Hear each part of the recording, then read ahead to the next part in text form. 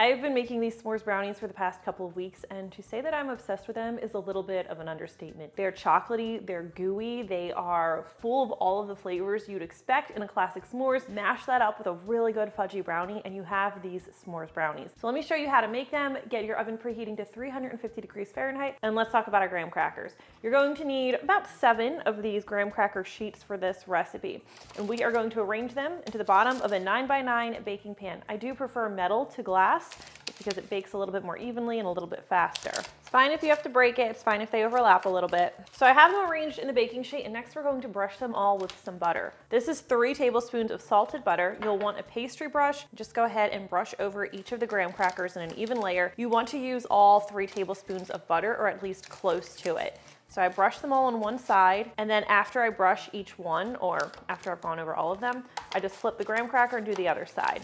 This softens the graham cracker a little bit, but that's not really our main goal. It adds like a nice, almost caramelized flavor. It just really takes these to the next level. So the easiest thing to do is probably just brush one layer and then go ahead and flip them and brush the next. If you don't have a pastry brush, just go ahead and melt some butter, and then you can just dip the graham crackers on both sides in the butter. You're probably going to need a little bit more than 3 tablespoons just to have enough to, fill a bowl and be able to dip the graham crackers, but that works too, just like if you were dipping ladyfingers for tiramisu. All right, and I like these to be nice and buttery. I'm gonna go over them one more time. That's pretty good. Next thing is our marshmallows, because you can't make s'mores without marshmallows. So you can go one of 2 ways with this. You can use full big marshmallows. I guess these are like the standard size, or you could use marshmallow fluff. Marshmallow fluff, you're going to want to use a 7.5 ounce container, and you would just spread it over the graham crackers. It's kind of a pain to do. I find like dolloping it and then gently spreading it works best, but it's still kind of a pain, honestly. That works. My sister likes these better made that way, but I really like them made with the marshmallows. So what we're going to do is, this would be too thick of a layer. It would actually make things a little bit messy. So we're going to cut the marshmallows in half. That wasn't completely evenly in half, but best I could do right now. We're just going to put them cut side down in an even layer over the graham crackers. You can see how badly I cut that one in half. I already have a bunch of them cut up. Marshmallows, when they get heated, they expand and then they sort of disappear. So I don't want you to expect to cut into this and see a really distinct layer of marshmallow. That happens, they probably weren't baked long enough, honestly. So while you're not going to have that really distinct white layer, you're still going to have the taste and the gooiness from the marshmallow. So they're going to rise, they're going to expand. If you're lucky, some of it's going to bubble out the top, and maybe you will have a little bit of whiteness there. That's great, but you're not going to have it in the middle. It's going to dissolve, leaving you with the flavor and the gooiness, but without the white. So I don't know if I gave you a number, but this is 27 large marshmallows. And I love these. I love the texture of them, because the brownie almost takes on this like stretchy, gooey texture that you would expect. Like, think if you break a s'mores in half. They're chocolatey, they're gooey, and they just have that really classic flavor. I think marshmallow fluff doesn't give you quite the same flavor, but it works. Let's get these all fit in here. All right, looking good so far. Let's slide this out of the way and grab another bowl to make our brownie batter. Obviously an important part of this recipe, and a super easy one that I love enjoying even without the marshmallows and graham cracker. Better this way, yes, but it's a really good standalone easy brownie too. You'll need 1 1/4 cups of granulated sugar. Looks like got a little bit of chocolate in there, that's fine. Next we're going to add 2 large eggs. Break this one. Someone's been eating their oyster shell. Next, a teaspoon of vanilla extract. So if you've made brownies with me in the past, you will hopefully remember what is the most important thing that you can do in order to make those brownies be nice and crackly and shiny on top. It's whisking the eggs and the sugar together really, really well. So I'm going to beat these with a whisk really well until those eggs are really well beaten with the sugar. You actually want the sugar to be beginning to dissolve, and it's going to lighten in color. So I have everything just barely combined. It's this nice bright yellow. Let's go ahead and vigorously whisk it. An electric mixer would work if you don't feel like manually whisking it, but it's only gonna take about a minute. All right, let's take a look after about a minute of vigorous whisking. You can see it's just a nice pale yellow color.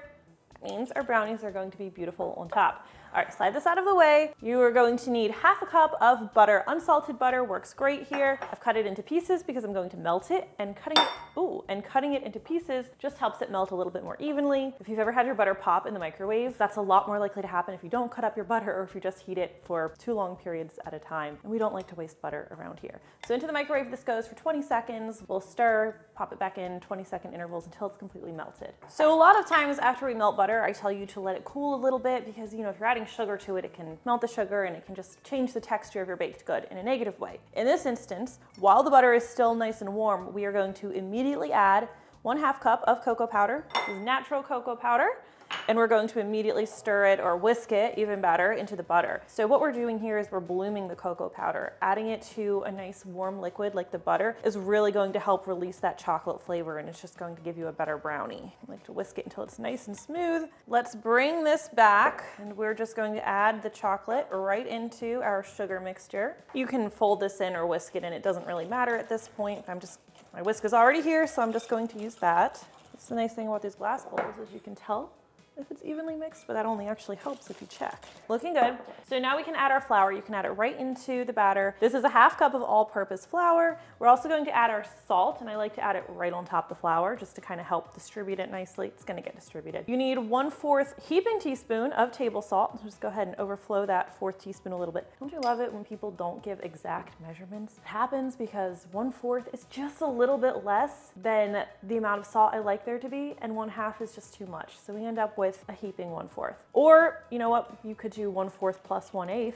That would probably work pretty well if you want to be really precise. But I just do like a rounded 1/4 teaspoon. All right, get this nicely mixed in. I don't go super crazy with the whisking here. In fact, I'm going to get rid of this whisk guy, and I'm going to switch back to the spatula because that's better for scraping the sides of the bowl and making sure I have things well incorporated. Also, I have something else I want to add. We're going to add some milk chocolate, and not just any milk chocolate, but the kind that you expect to find in a s'mores. So I bought these chocolate bars. These are you can get like a 6-pack specifically sold with the marshmallows for s'mores. They're each 1.55 ounces. We're going to put 3 of them chopped up. See, I have it nicely chopped up here. 3 of them are going in the batter, and then we're going to hang on to 1 to put on top. If you want to use milk chocolate chips, you would add 3/4 cup into the batter and then just take 1/4 cup for putting on top. That works really well. It's nice too, but I just think the chocolate bars just really have more of that classic flavor. So let's go ahead and add 3 of our bars, or it's 129 grams. Fold that into the batter. And as soon as they're evenly distributed, we are going to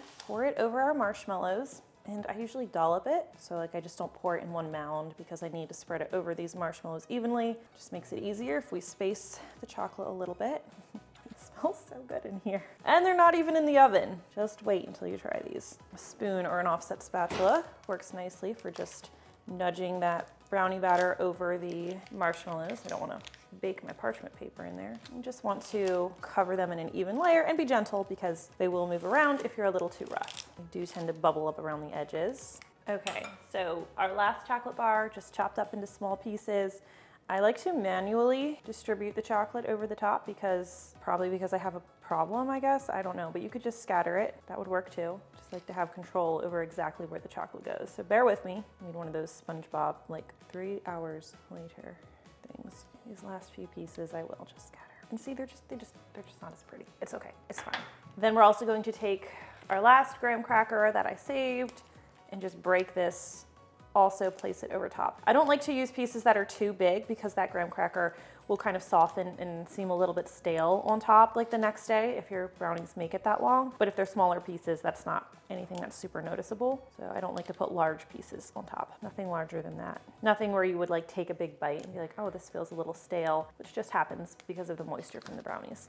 I should break it over here so I'm not getting the crumbs everywhere. These are going to go in the center rack of your 350 Fahrenheit preheated oven. They need to bake for about 35 to 40 minutes. Now, I'll be honest, it's actually really difficult to tell if they're completely done baking with the standard toothpick test. The toothpick is going to come out pretty fudgy even when they're done. At 40 minutes, unless your oven is doing something crazy, there's really no reason they shouldn't be done. And if you really want to be sure they're cooked enough, just take an instant read thermometer and make sure it's reaching at least 165 degrees Fahrenheit. They're certainly going to be done at that point. All right, so these are super crazy looking when they come out of the oven. Hopefully you got some of that marshmallow bubbling out. If you didn't, it's okay, but it looks a little bit wild and crazy, and it also adds some of that nice marshmallowy texture on top. Now, right now, these are way too hot to cut into. In fact, I recommend you let them cool completely. Otherwise, they're going to be very messy and very difficult. So let's give it a little time. Once the brownies have cooled, you put them in your handy parchment paper. It's very easy to remove them from the pan. Let's take a better look at them.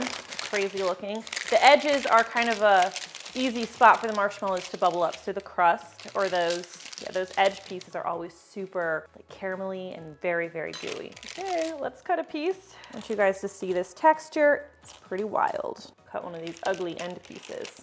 Ta-da! So the marshmallows disappeared. As I told you, the only trace you have is whatever's on top, but that gooey texture and that flavor is baked into the brownie, which stays super fudgy. You have the melty chocolate pieces, the graham cracker, which has a little bit of a crispness still and has a really nice caramelized graham cracker flavor. These are amazing, even if they do look incredibly insane. I'm really excited for you to try them and let me know what you think. As always, thank you so much for watching, and I will see you next time.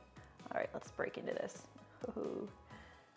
That gooey marshmallow. I don't really know how to describe how good these are, but they're so good. I've been making these s'mores bars for the past couple of weeks. No, they're not bars. Next thing, okay. So what we're going to do is we're going to cut the this also serves the purpose. Oh, I guess that doesn't matter with brownies, so never mind. That happens. Sorry.